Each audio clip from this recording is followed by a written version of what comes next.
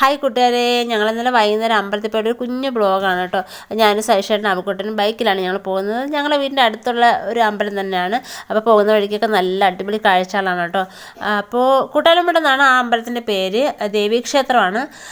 വൈകുന്നേരം വെറുതെ ഇരുന്നപ്പോൾ ഒന്ന് പോകാൻ തോന്നി. മാത്രമല്ല ഇന്ന് ഞായറാഴ്ച കൂടെ ആയിരുന്നു കേട്ടോ. അങ്ങനെ ഞങ്ങൾ അമ്പലത്തിൽ പോയി തൊഴുതു. നല്ല ഒരു ആശ്വാസമായിരുന്നു. പിന്നെ അമ്പലത്തിൽ കയറി തൊഴുതിട്ട് അതിൻ്റെ അവിടെ കുറച്ച് നേരമൊക്കെ ഇരുന്നു. അപ്പോൾ ഈ അമ്പലത്തിൽ പോയി പ്രാർത്ഥിച്ചിട്ട് അവിടെ ഇരിക്കുന്നതിൻ്റെ ഒരു സുഖം വേറെ തന്നെയാണ്. മനസ്സിന് നല്ല ആശ്വാസമാണ്.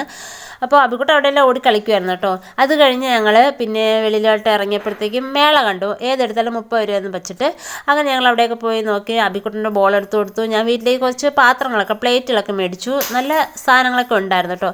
അത് കഴിഞ്ഞ് വീഴുന്ന വഴിക്ക് ചന്തയിൽ നിന്ന് നെല്ലിക്ക മേടിച്ചുകൊണ്ട് വന്നു. ഈ നെല്ലിക്കയാണെങ്കിൽ ഈ ലൗലോലിക്ക നെല്ലിക്ക എനിക്ക് ഭയങ്കര ഇഷ്ടമാണ്.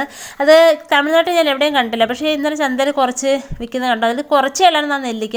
പിന്നെ കൂടുതലും ചെറിയായിരുന്നു കേട്ടോ. ചെറിയ ഉപ്പിലിട്ടത്, പിന്നെ ശീമ നെല്ലിക്ക. അത് ഞാൻ അവിടെ നിന്ന് മേടിച്ചുകൊണ്ട് വന്നത്. അത് ഒന്നുകൂടെ നല്ലവണ്ണം വെള്ളത്തിൽ കഴുകി കേട്ടോ. അപ്പോൾ അതൊക്കെ നല്ലവണ്ണം അഴുകി തുടങ്ങിയിരുന്നു. ഈ നെല്ലിക്കന് ഭയങ്കര ഇഷ്ടമാണ്. അത് കൊതിയെടുത്താണ് മേടിച്ചത്. അത് വീട്ടിൽ കൊണ്ട് ഞാൻ ഒന്നുകൂടെ നല്ലവണ്ണം കഴുകിയിട്ട് ഉപ്പിലിട്ട് വെക്കുവാണ്. അത് കഴിഞ്ഞ് 2 ദിവസം കഴിഞ്ഞിട്ട് ഞാൻ എടുത്ത് കഴിച്ചു കേട്ടോ.